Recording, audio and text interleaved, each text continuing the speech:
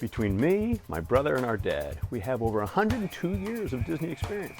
But mostly, we have over 102 years of really interesting stories we'd love to share with you, as well as some insights. This total thing is an experiment. You'll love my baby pictures, though. I'm so cute. We had enough different jobs, but we got a great snapshot of how Disney creates great guest experiences and tells fantastic stories.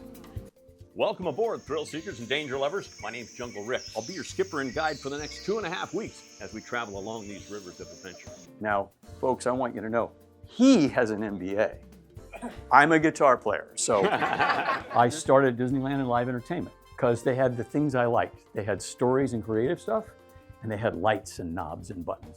This is a picture of Dad as he moved up in his career with Walt. So we've said 102 years of Disney experience. Well, Dad is part of our 102 years of Disney experience. The perspective of those 100+ years, we think gives us a unique perspective that maybe nobody has. Our stories range from real stories about Walt to what really happens on Disney opening days. But Walt was this avuncular, genteel, friendly, nice guy, friend of Mickey Mouse. Walt was a courageous, butt-kicking, irascible, cantankerous, judgmental, brilliant, fun-loving, control freak, whacked-out, power-tripping, wonderful, unpretentious, scary guy. He wanted a company on a first-name basis so that anyone in the company who had an idea could feel comfortable walking up to anybody else in the company. And they'd say, okay, man, green side up, green side up. That's how you put it. That was your training. I was standing next to my boss, Kevin, over here, and my food and beverage manager, Michelle, over here, and we looked at each other and said, T-minus 15 minutes, folks. Those folks are coming right here. What are we gonna do? He said, Mr. Disney, Mr. Disney. He said, people have been stalled on the freeway and they're getting into our parking lot. Children are peeing all over the lot. And Roy said he looked around at all those people who were coming to pay to get in, and with a great sense of relief, he said, God bless them, let them pee. A lot of our best insights came from Disney legends, leaders in the company who we got a chance to work with.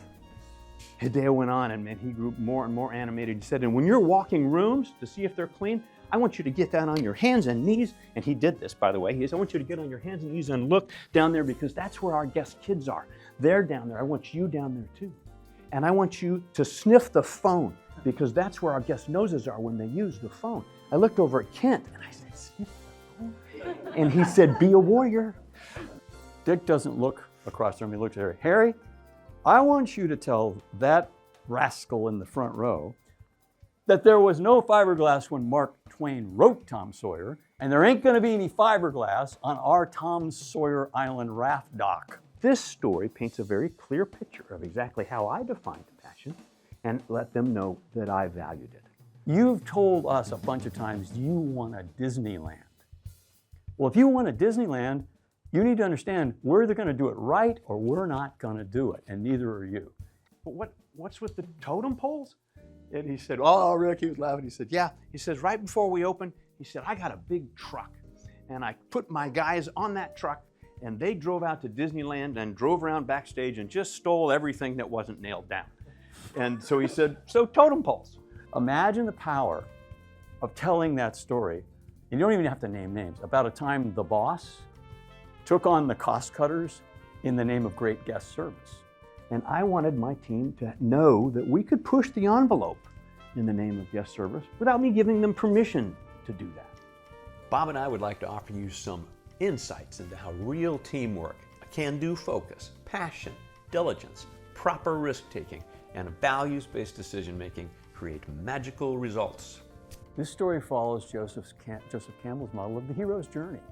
So, you know, in the hero's journey, and there's a lot of steps, but the big one is there's a hero, and the hero faces the dragon and usually overcomes the dragon. Bob described a meeting that he was in where they were presenting concepts about Walt Disney World to Walt. And he said, Walt got mad at him. And he slammed his hand down and he said, doggone it, you guys, you're not thinking past Walt Disney World. The moments you're in matter.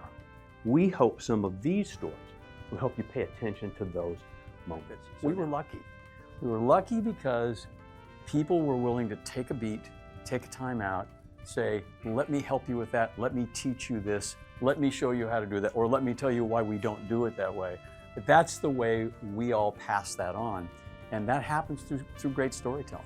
Thank you all very much. Thanks for having us. We appreciate it. Thank you, thank you, thank you.